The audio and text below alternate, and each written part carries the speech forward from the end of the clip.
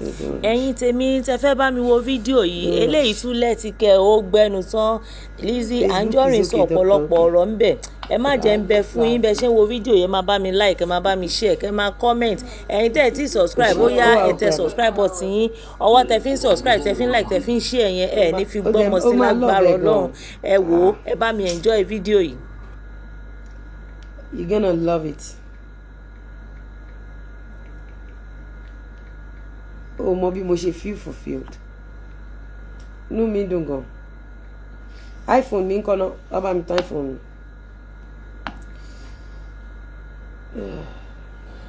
Abiyamọ ayé mi. Ẹ fi ilé jẹ́ kó máa bá tiẹ̀ kiri. Fi mí lẹ̀ báwo. So ẹ̀yin tèmi ẹ̀yin máa bínú sọ̀rọ̀ ẹ̀.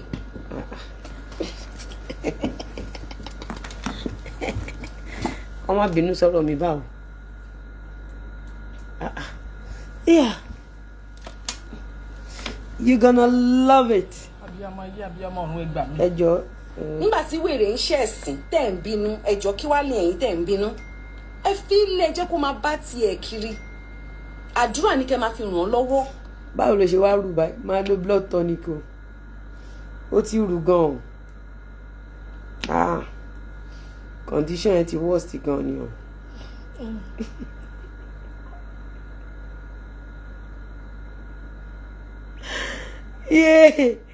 Ó ti rù gan o. Ó ti rù gan ni o. Condition ẹ ti kí ló wá ń lé kiri? Kí ló ń lé kiri? Ilé alájà mẹ́wàá ẹ̀ ń kọ́. Ṣé ó sì wà ń bẹ̀? Ẹ jẹ́ kí n wò bóyá mo lè change sí iPhone bí so that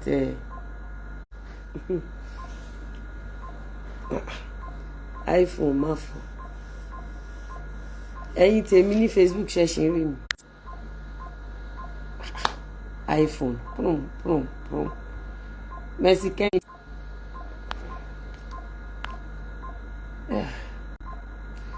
I can't see. Oh shit.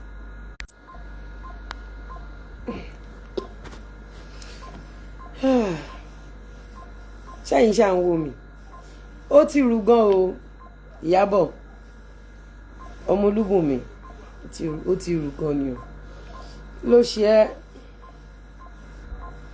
ọfọkàn ara ẹ balẹ̀. Ilé ayé yìí simple gan. Kékeré ní ilé ayé. Ó máa enjoy mi gan.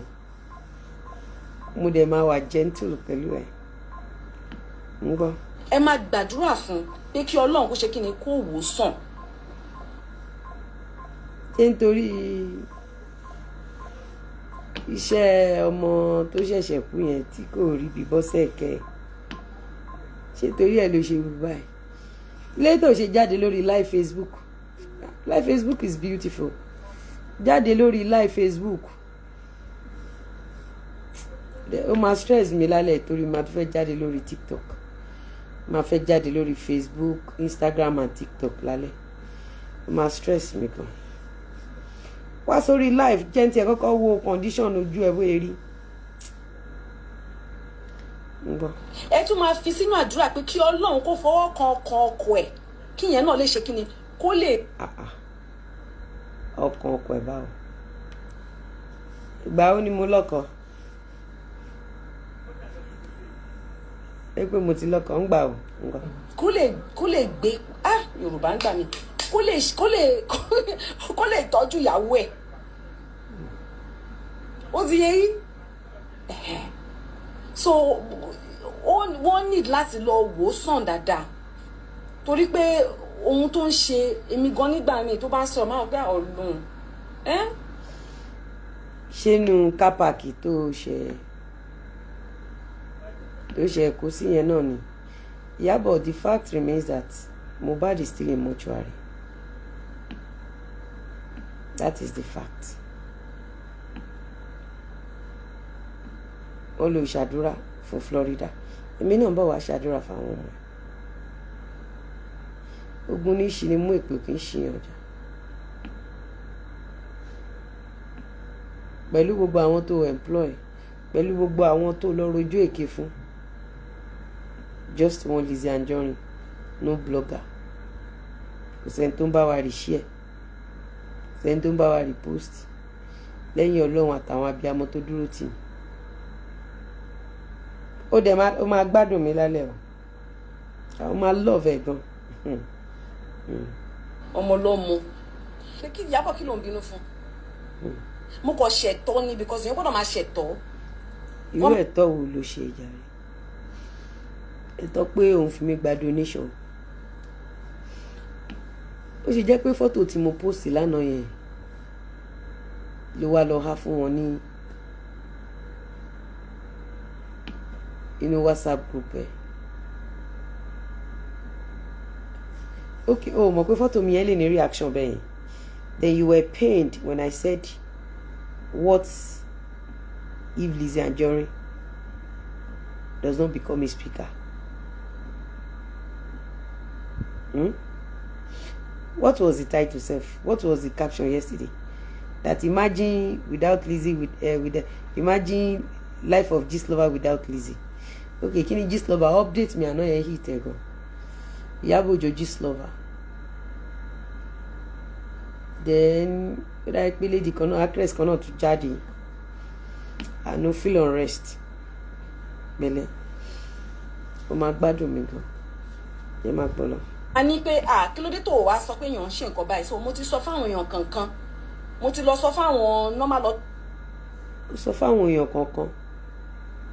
Ó sọ fún àwọn wo? Authorities wọ́n ti mọ̀ pókè. Okay, ó sọ fún àwọn èèyàn kankan. Ó sọ fún àwọn normal authorities.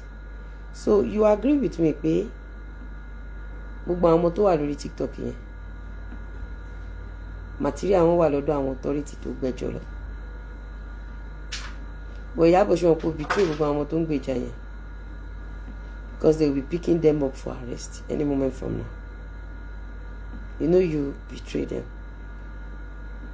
Ṣebí wọ́n ló kó wọn sí WhatsApp group? Ṣé wọ́n ló tún yẹ kó o lọ sọ́dọ̀ authority? Nígbà tó ń fi mi gba donation mi ṣáà lọ sọ́dọ̀ authority. Bó ṣe jẹ́ gbà tí mo wá ń gbé evidence síta bó ṣe ń operate ló wá sá lọ sọ́dọ̀ authority. Kí ló lọ ṣe lọ́dọ̀ authority? So apparently you buttress my point that gbogbo àwọn ọmọ tó wà ní WhatsApp group yẹn they are going to prison. Then Ìyábọ̀, how do you feel pé àwọn ọmọ tó kó sí WhatsApp group tó fi ń pa àwọn èèyàn lẹ́kún, tó fi ń ba ayé àwọn èèyàn jẹ́, how do you feel tó bá bẹ̀rẹ̀ sí ní pick àwọn ọmọ yẹn up àti tó wà nílùú òyìnbó nínú wọn tí ò lè wá Nàìjíríà mọ́, how do you feel? Abẹ́rẹ́ narrative tó lórí burúkú push.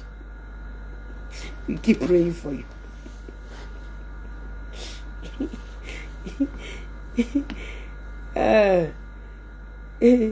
Ìyábọ̀ Òjó that does not have house rent. Ìyábọ̀ Òjó that is a pathetic sales girl. Ìyábọ̀ Òjó the failed actress.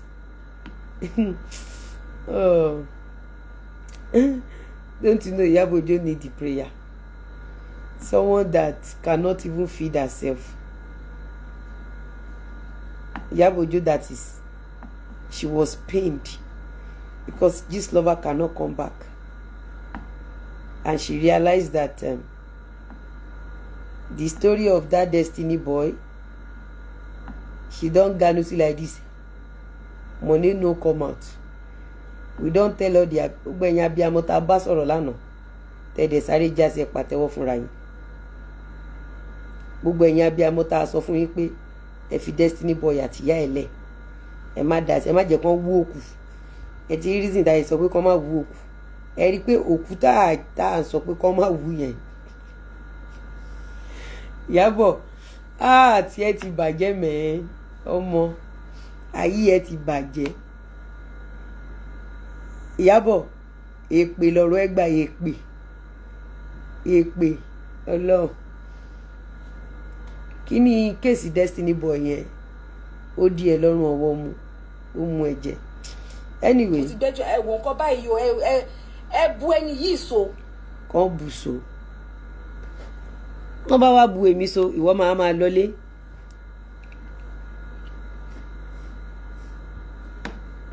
O rò pé mo jọ àwọn bàbá Ìjẹ̀ṣà tó ní kàn bù so. That Destiny Boy case pain am. She cannot hide it. He pain am. She won't die. See as she lean. See as she lean. She know dey again Ibrahim.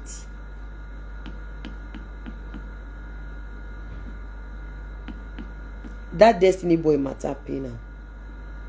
Because I dey see say na the same script. No be say she dey play pity card. Yabojo dey cry. She's on her knees crying. Una no dey see. Una no relate. She's on her knees crying. She's crying. That Destiny Boy case pain am.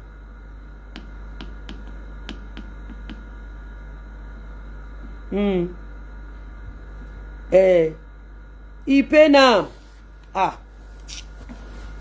Case Destiny yẹn dùn pa. Ó kò mọ̀ pé mo máa mú òun lọ́rùn ọwọ́. Àbí.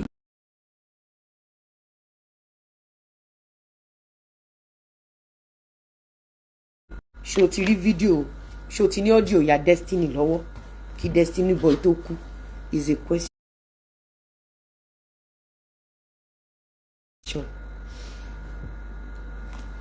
Ìgbà tó bá sọ wípé ìwà àdúrà ló wà lọ́wọ́ tèmi, so àdúrà lèmi máa gbà.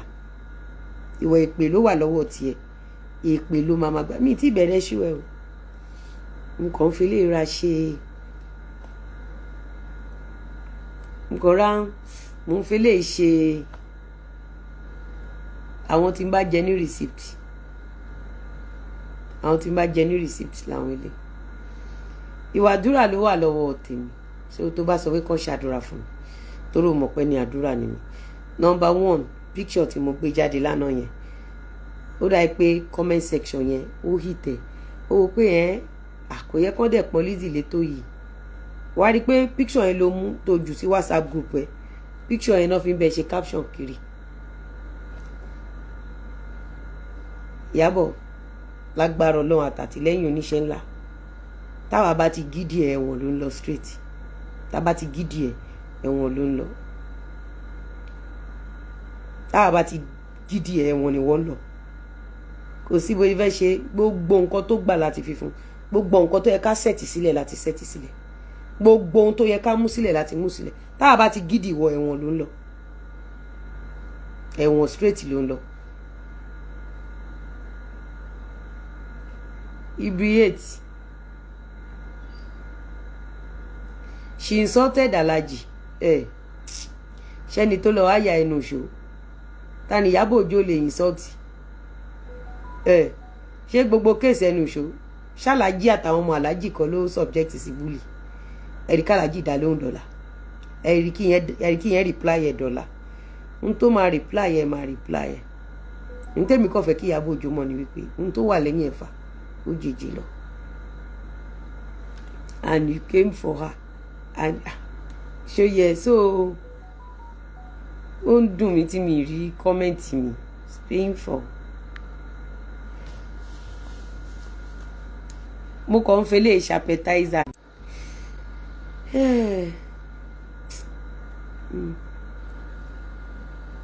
Kò síbi tí mo gbẹ́jọ́ ẹ̀ lọ mo máa ń padà sọ fún ọ ní pé èmi ò sọ pé kó ṣẹ̀wọ̀n. Ta ni wọ́ lè wọ police station? Ìwọ apààyàn ó lè wọ police station. Fídíò bẹ́ẹ̀ di Alhaji tá máa post yẹn má pẹ̀lú nǹkan tó fẹ́ kú lé lórí àwọn pé kò lọ́kọ kò dẹ̀ lálẹ́. Bẹ́ndí Rollerways ti jápa. Fídíò orin olólùfẹ́ yẹn ni ká má parọ́ ká fi tẹ̀gàn kún ká yọ tẹ̀gàn kúrò. Fídíò olólùfẹ́ yẹn ó le jù. Mr. Lawal ló wá wọ cover shoe ó wọlé bí Van Dam ó mọ̀ pa láyàn dání ó lò bòjú Versace ó tún yọ bòjú yẹn báyìí léèsì yẹn dúró re. Òbò Ìyábọ̀ Òjó kọ́ bẹ̀rẹ̀ sí ní dá mi ni òbò ẹ̀ kọ́ bẹ̀rẹ̀ sí ní dá mi ní wàràwàrà. Ìyábọ̀ wò pé ọmọ ló dúró re báyìí yàtọ̀ sí Bending Rollerways. Ṣe rí gbogbo photoshoot yẹn gbogbo bẹ́bí ilé tá a gbé jáde yẹn, gbogbo bí marriage wa ṣe dùn, gbogbo fọ́tò tí mo tún gbé jáde lánàá, then ṣé ẹ mọ̀ pé àríre ìbànújẹ́ ni Ìyábọ̀ Lizzy Anjorin, reverse psychology ló ń lò. The only way you all can bring Ìyábọ̀ Òjó back to our news, tẹ́ bá lè ṣe, tẹ́ bá lè lámójú kúrò, ẹ má bá wọn dá sí story family àwọn èèyàn mọ́, ẹ má trend any cases mọ́, anybody tẹ́bí ẹ bá kú ẹ jẹ́ kán lọ yanjú ẹ. Ẹ ṣáà gbọ́ nǹkan tí ìyá Destiny Child sọ, ẹ gbọ́ nǹkan tí ìyá sọ, ó ní ẹ fi ọmọ òun sílẹ̀, ó dẹ̀ ti ń gbé yín gégùn, ń gbé yín ṣépè, ó lóun ti sọ nǹkan tó pa ọmọ òun, ó ní anybody tó bá ń sọ báyìí ṣe rí tá bá lè lámójú kúrò bí máa pa Ìyábọ̀. Nǹkan tí Ìyábọ̀ Òjó fi ń ṣe fùrù kọ̀kọ̀ láti ọjọ́ ìní wípé tó bá ti kú caption lọ́ndà WhatsApp, ẹ̀yin tẹ́ ẹ jí ọ̀tá ẹ máa lọ ganu sí, ẹ̀yin gangan lẹ́ ń fi social media enrich Ìyábọ̀. Ọjọ́ tẹ́ ẹ bá ti dá sọ̀rọ̀ ẹbí ẹlẹ́bí mọ́, ọjọ́ yẹn láyé Ìyábọ̀ Òjó ti bàjẹ́, ọjọ́ yẹn lẹ́sàbọ̀dù ti kú. You don't get it. Gbogbo ìjà kọ́ lèèyàn ń jà, gbogbo ọ̀rọ̀ kọ́ lèèyàn ń fẹnu sí. Kéèsì Destiny Boy yẹn tí mi ò bá tètè la ojú yín, Ìyábọ̀ Òjó ti máa cash out lọ́ba. Tẹ́ bá wò ẹ rí pé gbogbo àwọn tó kú fọ́màtì tó gbé wá ni pé fọ́màtì bí donation ṣe máa yọ, bí donation or ransom.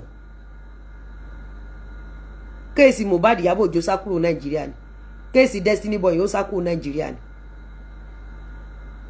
ó sá kúrò Nàìjíríà ni. Ẹ kì í ká scope yẹn.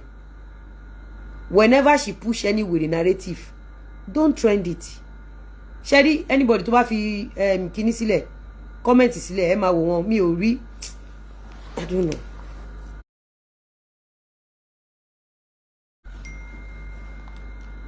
Tẹ́ bá lè ṣe, tán bá ti push narrative, ẹ má dá sí.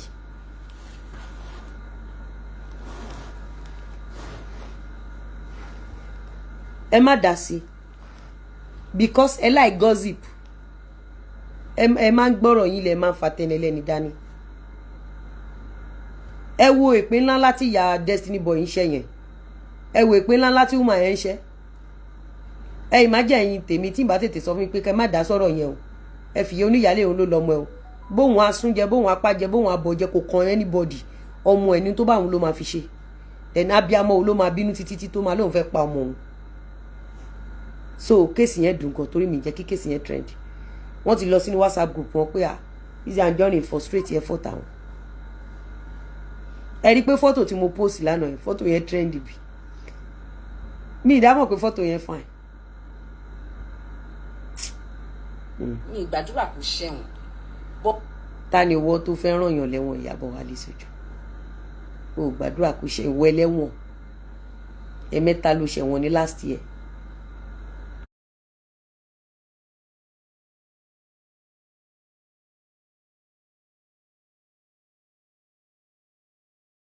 Ẹ̀mẹ́ta ló ṣẹ̀wọ̀n ní last year. Mo kọ sórí nígbà tó ń sunkún pé dárúkọ mi, mo kọ fẹ́ kó ṣẹ̀ sí àgbáyé ni. Sórí àgbà tó bá lómi nínú kò kí ń dún, mo máa ń sọ fún ẹ. Sales girl ni ẹ náà, ìwọ àtàwọn kọ́líìgì tèmi. Àwọn kọ́líìgì tèmi ni wọ́n ń ṣe sales girl fún náà. Àwọn kọ́líìgì ti tèmi. Ìwọ tó o lọ́kọ o lọ́mọ, ìwọ náà wọnú òkété tó ń gbé. Ìwọ ò nílé, ò ní mọ́tò, ò ní nǹkan kan, ò láyé, wọnú òkété tó ń gbé. Torí o ti desperate ń sin òun owó fíìmù. Ó ṣe jẹ́ time tó ló fẹ́ ṣe gbá, ó fẹ́ ṣàwo. Ó ṣe jẹ́ time yẹn lọmọ yẹn kú sí. Ibo ni wọ́n ti rí fídíò ìyá tó ń ṣépè fọmọ ẹ̀ tó discuss initially. Gba àwọn question tá máa bèèrè lọ́wọ́ ẹ lálẹ́ nìyẹn tá dé máa gbé material kókó sí lọ. Mo fẹ́ kọ́ lọ wò sàn, àní kankan ti tú lọ́pọ̀ lu ẹ̀. Mo ti gbọ́. Kò sí problem. Ẹ ṣáà ti rí ìtàn ìgbésí ayé Ìyábọ̀ Òjó. Ẹ ṣáà rí nǹkan tó ń bàjá. Ẹ ṣáà rí pé wèrè ni bàbá ẹ̀, wèrè ni ìyá ẹ̀. Tó bá di lálẹ́ a máa mú evidence wá. bàbá ẹ̀ náà ya wèrè ìyá ẹ̀ náà ya wèrè gbogbo fọ́tò bọ́n ṣe fi chain dé ìyá àti bàbá Ìyábọ̀ Òjó mọ́lẹ̀ gbogbo fọ́tò yẹn la máa gbé wá nírọ̀lẹ́ malẹ̀ gbogbo ẹ̀ pátápátá tó tọ́ ní ìyá ẹ̀ lò 30 years ní psychiatric hospital bàbá ẹ̀ náà dẹ̀ wà ní psychiatric hospital. Ìyábọ̀, why do you always lie against your victims that they have mental problem when your mother spent 30 years in psychiatric hospital? Why do you think ṣebí màmá ẹ̀ ya wèrè for 30 years bàbá ẹ̀ náà ya wèrè for very long time ìyá àti bàbá ẹ̀ ya wèrè for very long time kí ló tẹ́ pé nǹkan tó ṣe ẹ́ ó fẹ́ fi kànyàn tó má dé sọ pé èèyàn ní mental illness ìwọ ni because ìyá ẹ ní for 30 years bàbá ẹ̀ náà ní ìyá àti bàbá ẹ̀ ló jọ ya wèrè papọ̀ we have every evidence here we have all the evidences here I go dey lie for you Ìyábọ̀ òun lóògùn now court case tó file the last time tá wà ní court you submitted all your psychiatric documents yes or no